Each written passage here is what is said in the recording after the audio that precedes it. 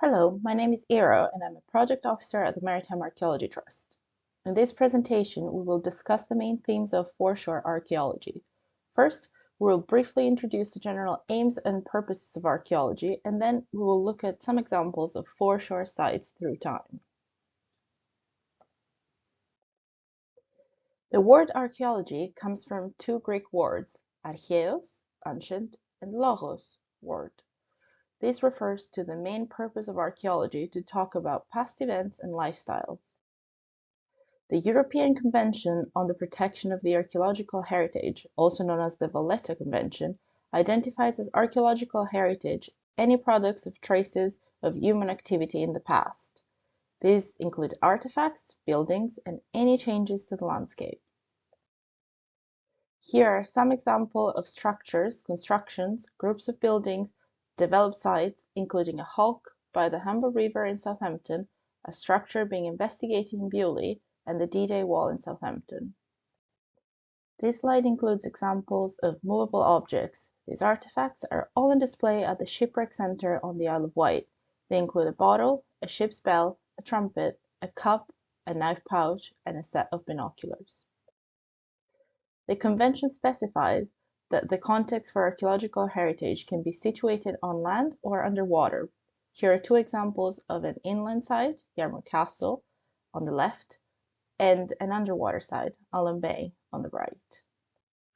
To analyze these traces, the past has been organized in periods. The further from the present, the broader the periods become. This is due to the fact that it is not always possible to identify specific subdivisions or particularly significant events that could have determined a serious change of pace from the previous period.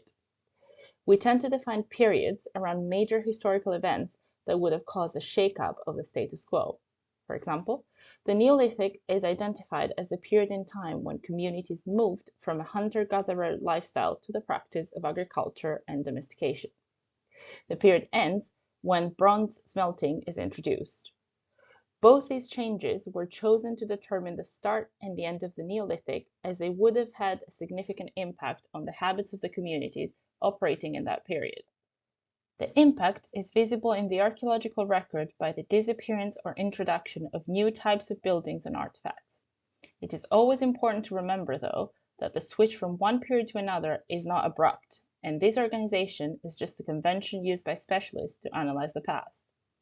When iron smelting was introduced, that determining the end of the Bronze Age and the start of the Iron Age, it did not imply the sudden disappearance of all bronze objects and the immediate abandonment of this production sequence. The transition was gradual, and bronze artifacts were still being produced. It is possible to further develop this timeline and make it more detailed by organizing it around some major events occurring in each period. The closest to the more modern era we get, the more details we can add, since we have more sources to draw from. Artifacts are used to date archaeological contexts. Based on their features, archaeologists create typological series, noting when a specific type appears or stops being used. Once a specific type of stone tool or a coin, for example, are found during a dig, specialists can date the context where the object was found based on the artifact. Here are some examples of artifacts produced in the various periods we saw in the previous slide. Timelines can also be thematic, focusing on a particular class of events happening during periods. The one shown here, for example, is a timeline showing the most relevant maritime events through time. Archaeology uses different approaches to analyze the traces of past human activities. These can be broadly grouped in three main categories: themes, regions, and periods. When using the thematic approach, archaeologists consider all elements related to a specific subject or that share a common topic. Urban archaeology, for example, deals with all finds and sites investigated in an urban context, such as cities, towns, and villages. When analyzing the past through the regional lens, specialists consider all evidence of activities in a particular area, whether it reflects the boundaries of a modern country, Britain archaeology, for example, or those of a no longer existing entity, etruscology, for example. Finally, when studying finds and sites related to a specific period of time, scholars are applying a chronological approach. These branches do not operate separately, but are always interconnected and intertwined. When studying the Mary Rose, for example, all three of them come into use to provide a holistic and complete reconstruction of the story of the vessel. In this case, the theme is underwater archaeology, the region falls in the realm of British archaeology, and the period is medieval archaeology. Before defining what the archaeology of the foreshore is, it is important to distinguish between underwater and maritime archaeology. According to the British Museum Encyclopedia of Underwater and Maritime Archaeology, underwater archaeology is the study of the past through any submerged remains, while maritime archaeology is the study of human interaction with the sea, lakes, and rivers through the archaeological study of material manifestations of maritime culture, including vessels, shoreside facilities, cargoes, and even human remains. Underwater and maritime archaeology often investigate the foreshore. The foreshore is the intertidal zone, the area comprised between the high tide mark and the low tide mark. The following video shows how a pit excavated by archaeologists on the foreshore of a site in the northwest Solent is fully covered by water as the tide rises.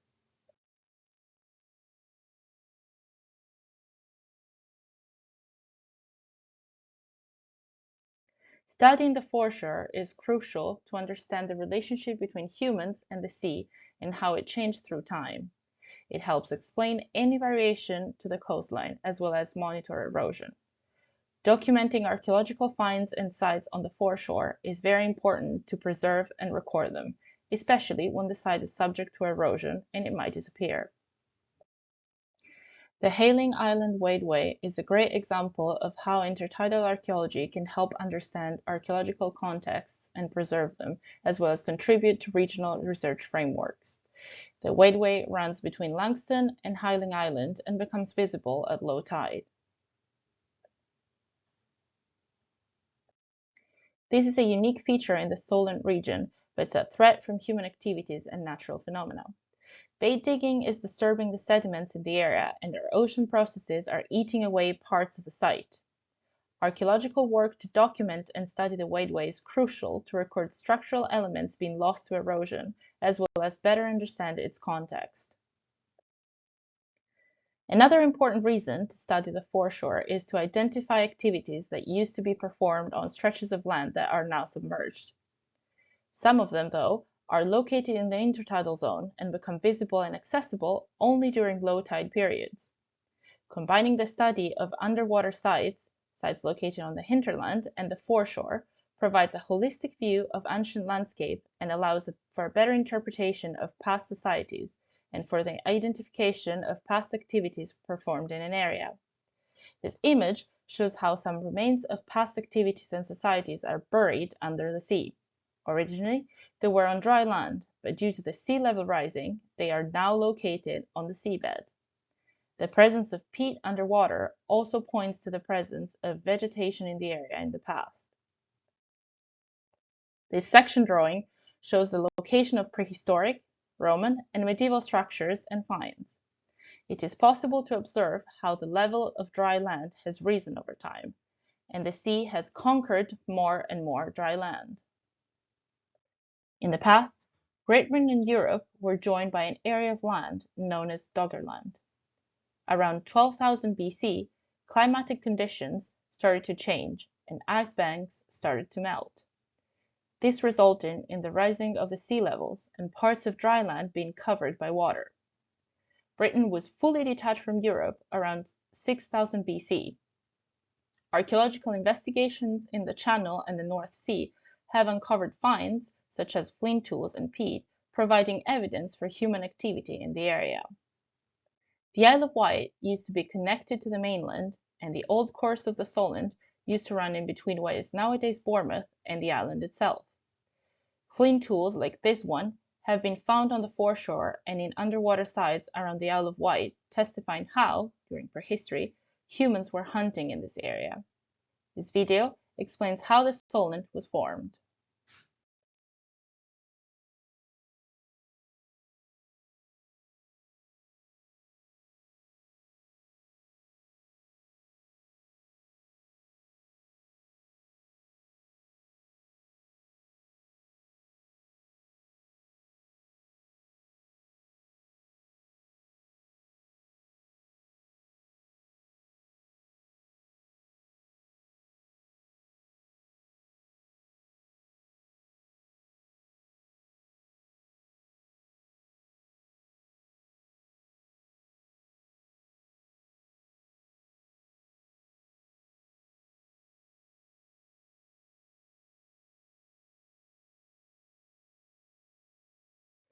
Peat is a good indicator of the presence of dry land in the past, and it allows archaeologists to reconstruct the Paleo landscape.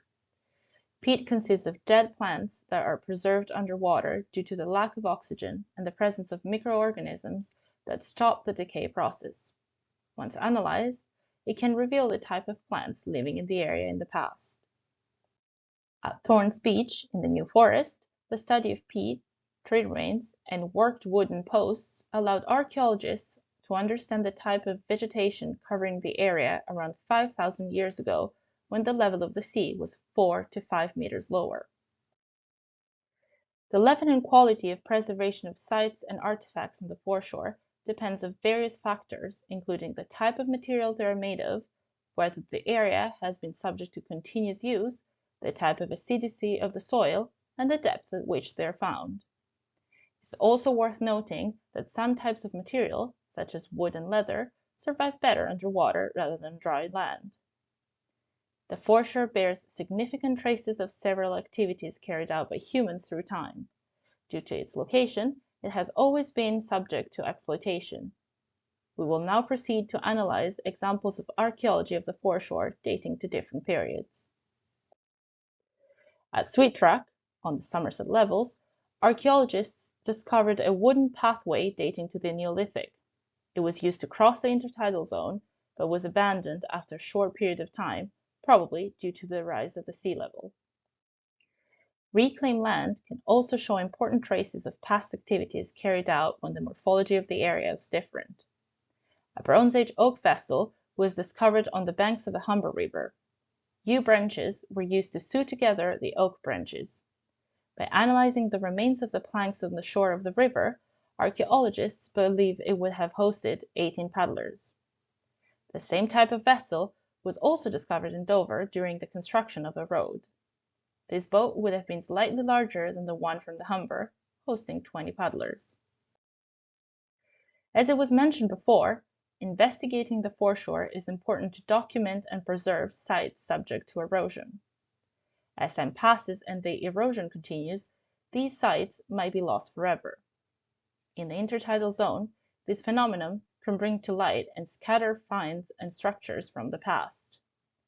At Langstone Harbor, it is exposing Bronze Age cremation urns and campfires. The erosion of the site implies that the finds are not located in their original position, but have been moved and slid where they are found nowadays. This means that some information is lost, as the finds are no longer related to their original context of deposition. When the landscape has significantly changed from the past, it might be difficult to recognize what type of activity had been carried out in the area. In Portsmouth, it was possible to understand that animals such as horses were in use during the Iron Age, since parts of iron harnesses were found along the shoreline. Sites in the intertidal zone can also provide continuity of life and point to areas particularly favorable for a certain type of activity. Wrecks dating up to the Roman period can be found in the Itchen River, showing how the river has been used through centuries to move goods and people between Southampton and Winchester. Supplies would arrive at the harbor of Southampton and then be moved inland using the river. In 1928, it was still possible to see rows of posts on the sides of the river. These traces have now been lost to erosion. On the foreshore of the river, though, traces of a Roman jetty, pier, and a wharf were found. By analyzing the tree rings of the wood recovered on the shoreline with a technique called dendrochronology, the jetty was dated to 201 AD. In addition, as many as 44 wrecks dating to the 19th and 20th century were found and studied as part of the Itchen River Project. The project started in 1997 and was completed in 2002. It involved the Maritime Archaeology Trust, the Southampton City Council Archaeology Unit, the University of Southampton, the University of Portsmouth, UCL, and the Young Archaeologists Club. Another Roman site subject to a high degree of erosion is Weston Marsh. The site is located to the north side of the Solent. Roman posts were found and fully documented by the Maritime Archaeology Trust before erosion completely washed them away. In the area of Langstone Harbor, already discussed in connection with the presence of Bronze Age cremation urns on the foreshore, Remains of a log boat were found in the mud. As for the Itchen River, Langstone Harbour is a perfect example of continuity of use of a site particularly suited for seafaring operations. Both the Itchen and Langstone provide direct access to the open sea while sheltering vessels when anchored. An interesting example of a site lost to erosion can be found in Cromer in Norfolk. The village was originally located in Shipton, but around the 14th century, the community had to resettle more inland in Cromer due to the effects of erosion. Several attempts to identify the location of the old town were made, and some believe that during extremely low tides it is possible to see the remains of St. Peter, also known as Church Rock, at the end of Cromer Pier. This was already known in the Victorian period when authors were describing how tides were affecting the visibility of the old town, with low tides unveiling the remains of Shipton. In the post-medieval period, Burstledon Point was the location of the slipways from George Parson Yard. Remains of these structures were found in the intertidal zone. The red arrows point to the remains of the wooden fittings and supports for the slipways. The white outlines show the location of further structural elements identified on the bottom of the solent. By analyzing the dimension and locations of these remains, it's possible to reconstruct what the area looked like when it was being used to build trade and warships in the late 1700s. Foreshore and underwater archaeology often work side to side. Allen Bay, on the Isle of Wight, a combination of these two branches of archaeology allowed for the remains of the collapsed pier to be discovered and studied. The original pier from the 1860s was replaced in 1887 by a new one. The second pier was decommissioned in 1925 and eventually collapsed in 1927. It wasn't fully destroyed during the Second World War. Combining the information from the study of the pier and of other finds in the area, it was possible to understand that the area was a flourishing site for seafaring with both warfare and commercial vessels transiting, as well as passenger ferries. Modern towns are subject to the effect of erosion as well. Holsons, a village on the coast of Devon, shares a similar fate to Shipton. Once a prosperous fishing community, Holsons was deeply damaged by the removal of sand and shingle from the banks protecting the village to expand the Royal Navy dockyard in Keyman, Plymouth, in the late 1890s. The high tide mark came as close as 1 meter to the houses. A seawall was built in 1906 and dredging was eventually stopped, but Holsons was destroyed by a violent storm in January 1917. Erosion phenomena as this one are ongoing and affecting towns and villages up to this day. The town of Happisburgh in Norfolk loses parts of its coastline to erosion every year, resulting in some houses that used to be quite inland to be directly over the cliffside. The town is also the location of some of the most ancient sites in Europe. Some of them are now underwater. Once again, this area shows continuity of life, even though proving to be challenging for certain aspects. A large portion of the coastline has been lost to and continues to disappear due to the effects of erosion. The town is effectively producing evidence of foreshore archaeology every day, and it is a perfect example of a foreshore, eventually underwater, site information. Thank you very much for listening. Don't forget to like and subscribe to our YouTube channel.